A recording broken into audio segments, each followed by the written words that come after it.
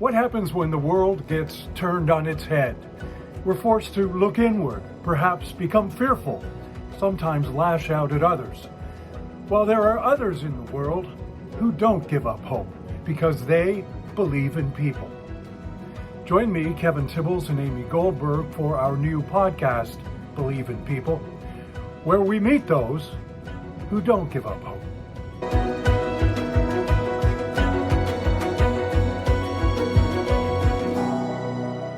Today's Believe in People is designed to give all you parents out there a helping hand. The school year is just underway and, well, it can be a struggle and stressful for the kids. That's where educator and author Christa Campsall comes in.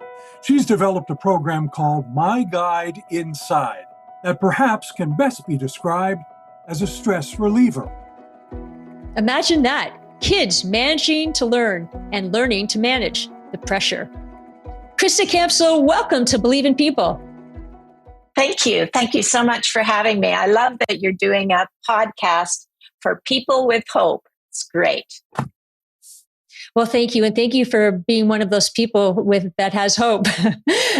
And in fact, you've created My Guide Inside. And before we you explain what that is, would you share with the viewers and listeners what the 3 principles are that are the foundation of your program? Sure, I'll do my best. Although people, if they're interested, I would advise them to go to sidbanks.com. There's free resources there, and you can hear it from Sydney Banks himself.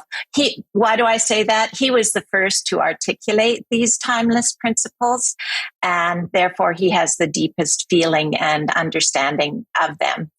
But the 3 principles are mind, which is universal intelligence, consciousness, which is our ability to be aware, and thought. Thought is the big one because that's where we can where we play the game of life. And when young people and children and young people of any age understand the power of thought in creating the reality we see in the moment, it's life-changing. I know for me, I learned about this when I was 21, obviously many decades ago. And it was really like going from black and white life to switch to color life, to understand how we have that self-determination within us and can choose and make some choices that affect the trajectory we're on. Do you find that in today's world, the world of the internet over which we're speaking, it's exploded far beyond television and far beyond radio and far beyond the printed press, which is the way the evolution of media has come along? Are young people under more bombardment today than ever before? And is that why it's so important for them to perhaps understand the thought process? Absolutely. I think it's a complex and fascinating world. I love tech myself, and I really see that it's exponential. It's just going to keep going and going. And like anything, if you have a real sense of self, and we call it My Guide Inside, knowing myself and understanding my world. If you know yourself and if you understand your world, you're standing on solid ground and can, face the challenges and have critical and reflective thinking as needed. You're not going to be, swayed so easily because you're standing on solid ground. And I imagine, Christa, that must take a village to sort of come to terms with who one is. And I say that because now, when you first then determine or turn on that light switch, which I'm fascinated about, I'd love to hear more about that with a child, then now you have all these other influences. And so how do they not get muddied in a child's thinking? Like, how do they stay strong and true to themselves? We really teach them about through stories. The My Guide Inside curriculum is all story-based, wonderful stories. And we really teach them how that they have within them access to My Guide Inside, which is our name for wisdom or common sense, and that they can tap into this at any time. And you do it via feeling. If you're feeling upset or frustrated or insecure is really the generic name for it. If you're feeling insecure, you can just, let that sit and let your mind quieten down. So what I mean by mind quieten down, for me, it was huge to understand that I could put my intellect to rest just for a second. And when one does that, the wisdom, the common sense, it becomes available to us, and it guides us in most practical ways. And we sometimes, even with the young children, I shouldn't say sometimes, even with the young children, we always call it an insight. You get a new piece of information, something that will help you determine what your next step is. Well, are we talking about breathing exercises? Are we talking about some form of meditation? You're making it, or you are sounding as if we're supposed to be looking inward. And I'm wondering, so we're looking inward as children. Yes. And children need to be taught how to do that? We all do it naturally at some times in our life. One of the teens that I taught previously was like, I can recall moments when my common sense and wisdom, was really there for me. But when we teach them, through these stories, and we teach them about the principles, it's kind of condensed and profound, and they really begin to understand what they have available to them. So absolutely looking inward, but not a technique. Absolutely not a technique. No. Just so is it more like a feeling? Is it like a feeling, Christa?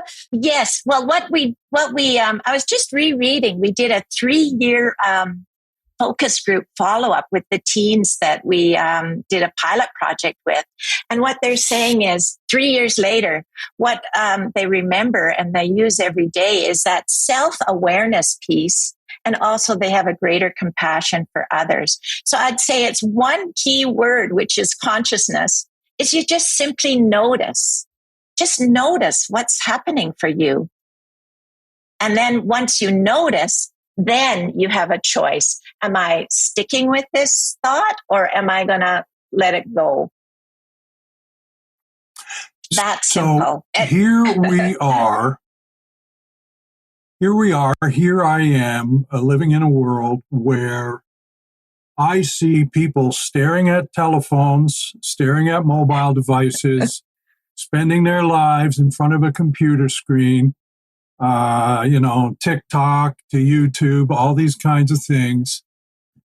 All of those things are trying, in a way, perhaps, and this is my judgment here, trying to tell me how to look, what I'm supposed to think, what I'm supposed to eat, who my friends are supposed to be, whether I'm supposed to be suspicious of strangers. I'm being told to do all these things, and you're telling me that there is hope for me, even though I'm not a kid. You're telling me that there is hope for kids because there is a place where they can go to decide for themselves? Yeah, wisdom and insight will give us that information that we need to navigate our life. We call it resilience, innate resilience, the ability to navigate our own life. Absolutely.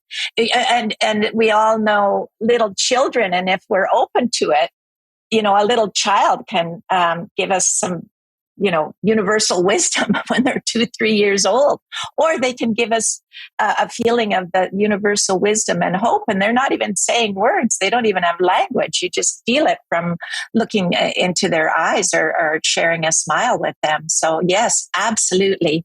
The other thing, Kevin, I'm from the classroom years and years, K to 12.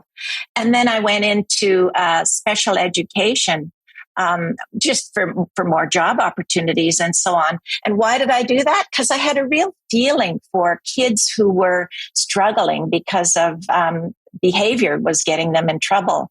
And I found, Kevin, that especially teens who had had a rough go, had had difficult circumstances, and saw themselves as damaged goods. And then from that stance, they were really in a fighting mode with teachers, with anyone, with their, if they had a part-time job or whatever, just because they felt they were damaged. And then once we teach through these stories again, teach that you have within you this universal wisdom that can never be broken or damaged, and you can access it too. You too are worthy of human dignity, and we just stick with it. And of course, I offer a very welcoming and warm classroom atmosphere full of hope and enthusiasm and so on, and compassion as needed. And eventually, one by one, the penny drops, and these young people begin to see, yes, I actually have these deep feelings of peace of mind within me as well, and I can use this to navigate my world.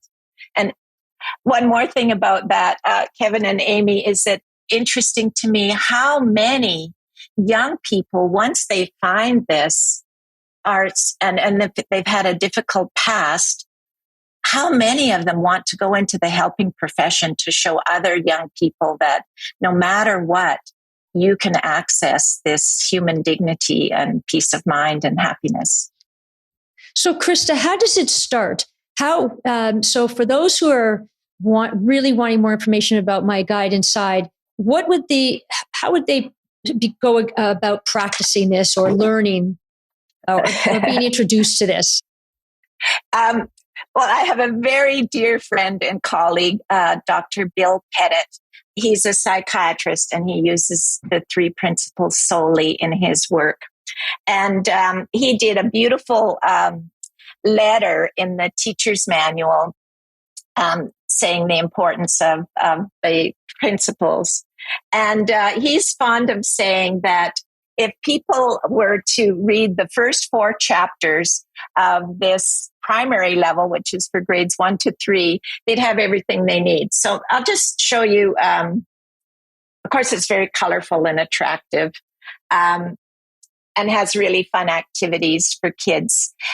The big thing about working with young people, or anyone actually, is you're educating, you're drawing it out, you're giving them an opportunity to discuss and reflect and say for themselves what they know to be true that maybe they weren't even aware of. I can think of working in the middle school, and you have these discussions after a story, and they start saying things, and they kind of like look left and right, and they're like, I didn't know I knew that. But chapter 1, let's learn something new. We put the key points there.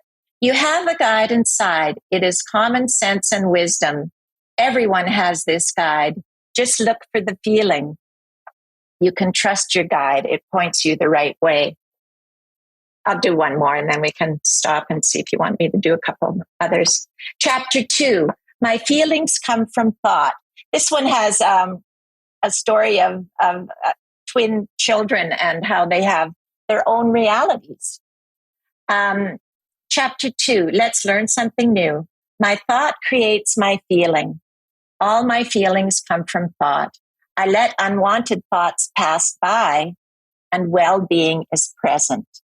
I'm going to say that again. I let unwanted thoughts pass by, and well-being is present. Isn't that beautiful for kids to realize that? It's that simple. Oh, it really and is. People, really, really simple. I mean, I've made a book, and it's for children, grades 1 to 3. It's 60 pages. But really, it's very, very simple.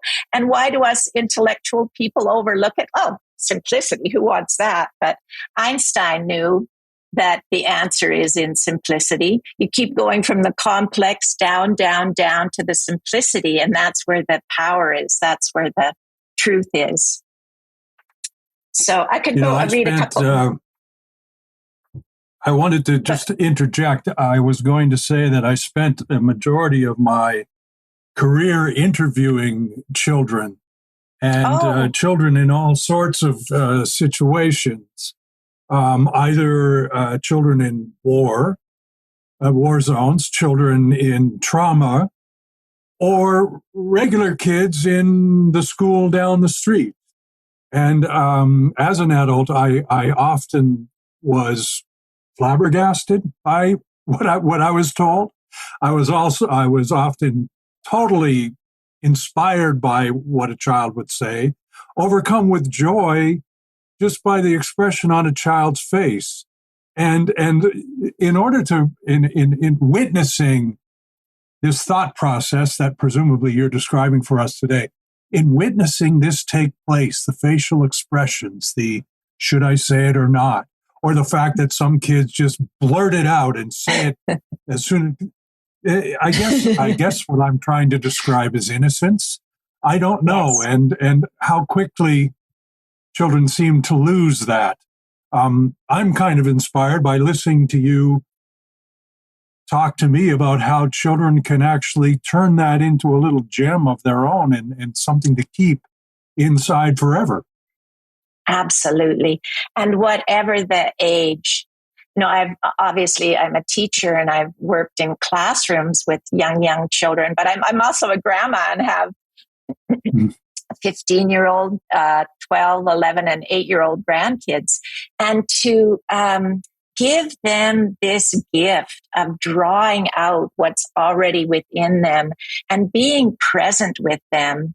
I'm not all day long talking 3 principles. I'm sometimes talking, skateboarding or a game they love or whatever, but being present and just valuing this child and drawing it out of them. It literally does, because we are their reflection. They trust us. Once they see we're on their side, they're going to trust what we have to say. We're the teachers. They're used to being guided. So it's very simple. It's very humbling, and like you say, inspiring and joyful to see how children can tap into this, and then they have it for themselves forever. We all have challenges. We all face loss and separation, every single human on earth. But when we have a sense of self and of the peace and love within us, we can begin to navigate our world. And sometimes our common sense will, guide us to get help and support from an adult. Sometimes our common sense gives us an insight where we know exactly what to do on the playground. I think the big thing I'd like to teach kids is that obviously I value the intellect. I'm very interested in kids earning their high school diploma while I'm working with them and then going on for beautiful careers. But the idea is to synchronize this wisdom and the intellect. Synchronize it, use it together. And then it makes life really interesting and fascinating, because we're all lifelong learners. We're all students of life. And if we're open to it, the mysteries of life keep unfolding and make life interesting. And to that point, Christa, then what is it? Why don't more schools adopt this kind of learning?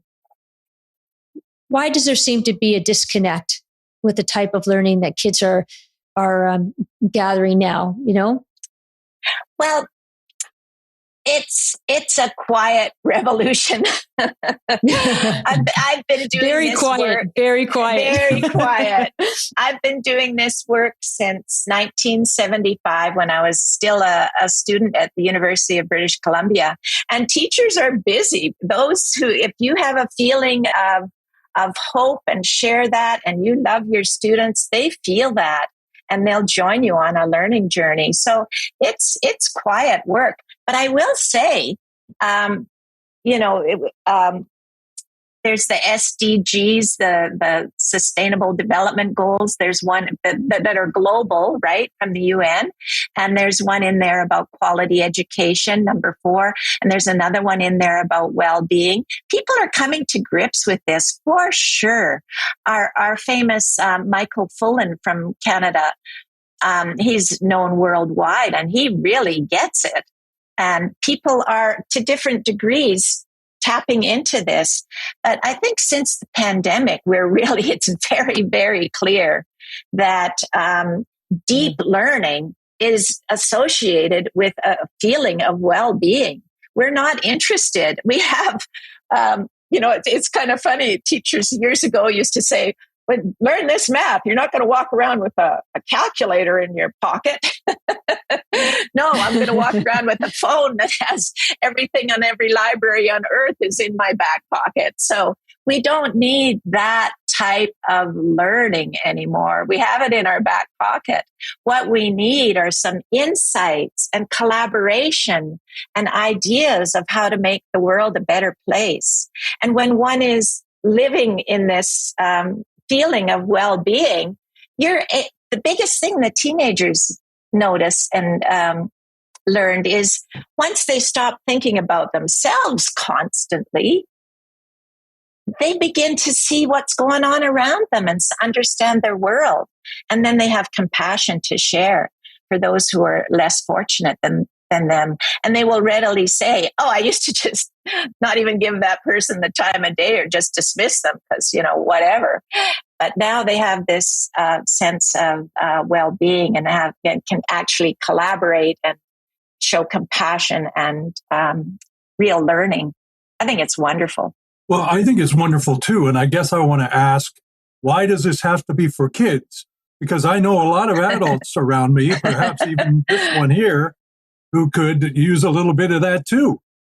Absolutely. So we have something called my teaching the partner who created these with me. One of them, she's from Minnesota and teaches there. She does some courses there, but she's also from the resilience field. She's Kathy Marshall Emerson, director of National Resilience Resource Center out of the U.S. And for decades, like I'm here in Canada on the West Coast in my little idyllic setting and teaching in public school. Kathy is in Minnesota and working through federal government grants, working with educators. And we have amazing evidence. And then even 6 years later, they checked in with these people and the learning was still there, still with them. They're still using it to navigate their lives. So absolutely, you give the keys to the educator and they're off to the races, because it really does come down to this feeling. But Kathy wrote this little discussion booklet, 3 principles, discussion guide for parents. We have the teacher's manual for each level, and it's just about ready. We have a little blended online program that we'll offer educators for free to help them on their way. Because of course it begins with me. When you believe in people, if I believe in me, then I can believe in those who are in front of me. So absolutely, go ahead, sorry. And to that point, Christa, that's a powerful statement, to believe in yourself, because if you believe in yourself, you are a much better human being to others. And I think that, and that comes with resiliency. So I'm just wondering, do children teach their parents then? I imagine it's a flip around. Gosh. Absolutely. It's so fun to have parents of whatever age kid. It's especially charming when it's a kindergarten kid, right? Age 5. What are you teaching? They come in. What are you teaching my kid? I'm learning from my 5-year-old. Or I have an amazing colleague in Africa. His name is Magaga. He's a teacher leader there. And it's his daughter, Benter, who's 8 years old, who asked to have some Zoom classes with me to go through the books. And she is teaching father, who's an education expert. He's just really inspired by what she's learning and able to share. Now that she knows that it's available to her, rest assured, she's using it. For teenagers also, of course, in special education, by the time you get to high school, the parents can become understandably angry, frustrated, and afraid if they have a child with special needs and like, what the heck? What's going to happen? We just have a few years left here. And to be able to in special ed, I have the luxury of having actual meetings with parents and can schedule them regularly if I see a need, and to teach the parents the same things as the kids. It's really powerful for them to leave, to come in angry as can be, and I understand that, but to leave my office with a feeling of hope. There you go. There's that hope again. That's the start. What you're doing in this podcast is so powerful. It starts with hope. I was going to ask you a challenging question because we are living in secular times. Studies everywhere show that people are becoming more and more secular and not attending churches, for example. The percentage of people attending church is decreasing. And church used to be, in many ways, the place where you would go to get your moral compass. Perhaps the church was the guide inside in a way that the church teaches those things. Jesus loves me, all the way up to what have you. Are you replacing that? No, not at all. I'm here in Canada, and public school and freedom of religion and all that. This, I'm so pleased to say, is spiritual wellness. In our British Columbia guidelines, we now have the term spiritual wellness in the curriculum guidelines, which is powerful and beautiful. Mm-hmm.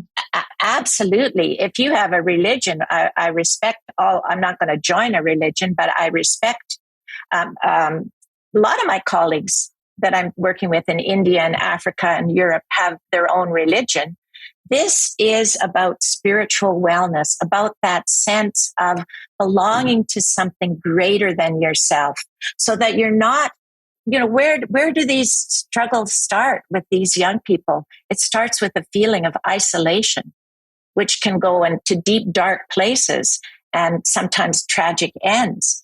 When you have spiritual wellness and you have this sense of belonging to something greater than yourself, with that comes a sense of peace of mind and the ability, again, to navigate your life and get support from those who can help you, and to trust those who are willing to help you on your learning journey.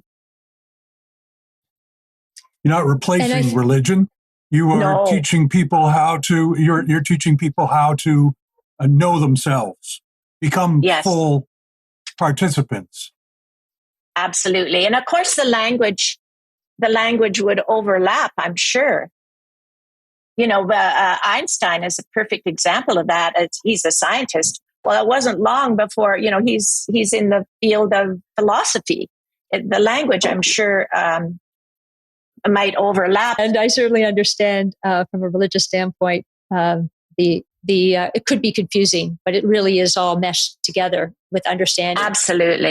Absolutely. Because we're just going right to the simplest elements, it applies in every domain of life, and it really doesn't butt up against beliefs.